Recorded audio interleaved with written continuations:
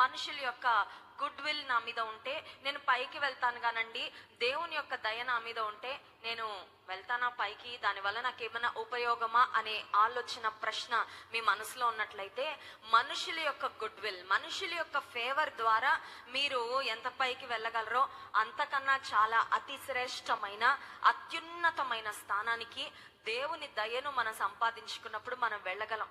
దానికి ఎస్తేరు జీవితమే ఒక ప్రతీకగా, ఒక నిదర్శనంగా కనబడతా ఉంది. ఎస్తేరు జీవితంలో తనకి బ్యాకింగ్ ఎవరు లేరండి. తన బ్యాకప్ గా వెనకాలండి నేనున్నానమ్మ నీకు అని చెప్పడానికి అమ్మ నాన్న లేరు, బంధువర్గము లేరు. కేవలం ఒకే ఒక వ్యక్తి, పిన తండ్రిగా, ఒక కేర్ టేకర్ గా మొర్దెకై అనే ఒక వ్యక్తి ఉన్నాడు, తన బంధువుగా ఉన్న మొర్దెకై.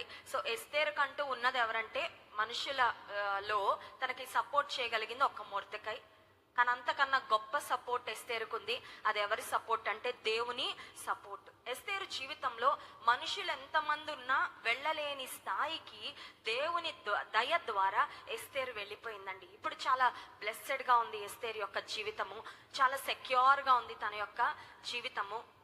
ప్రాబబ్లీ ఎస్తేరు దేవుని స్తుతిస్తూ ఉండుంటది, ప్రభా నాకు ఇచ్చిన ఈ ఆశీర్వాదాన్ని బట్టి నీకు ఎంతో వందనాలు, ఇంత ఉన్నతంగా నన్ను హెచ్చించడానికి నేనే పాటి దాననయ్యా, నేను ఒక అనాథగా ఉన్నాను, నాకు తల్లిదండ్రులు కూడా లేరు, కానీ రాజుకు భారీగా నన్ను చేశావు అని దేవుని స్తుతిస్తున్న ఆ సందర్భంలో మొర్దెకై రాజు యొక్క మంత్రిగా ఉన్న హామానుకు నమస్కరించకుండా ఉన్న కారణం చేత హామాను మొర్దెకై మీద కోపం పెట్టుకొని, ఈ మొర్దెకై యూదుడని తెలుసుకొని మొర్దెకైనే కాదు మొర్దెకై యొక్క జాతి వారందరినీ సంహరించాలని రాజు చేత తాకీదులు వ్రాయించినట్లుగా మనం దేవుని వాక్యంలో చూడగలం. ఈ విషయం ఎప్పుడైతే మొర్దెకై విన్నాడో, నేను వెళ్ళి హామాను కాళ్ళ మీద పడిపోతాను, ఎందుకంటే నేను చనిపోవడమే కాదు, నా వారందరికీ నా భక్తి వలన, నా విశ్వాసం వలన, దేవుని కొరకు నేను తీసుకున్న ఈ నిర్ణయం వలన ఇంతమందికి నష్టం రాబోతుందా, let me go and compromise. చాలా సులభంగా ఈ పరిస్థితి నుండి తప్పించుకోవడానికి మార్గం ఏంటంటే,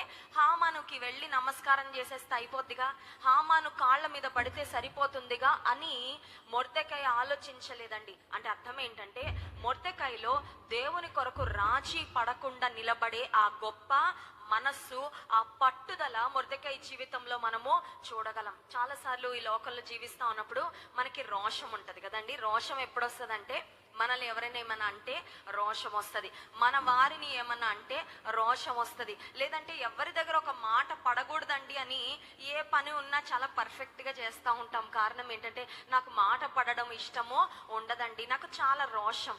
మనకు స్వతహాగా మన విషయాలలో రోషం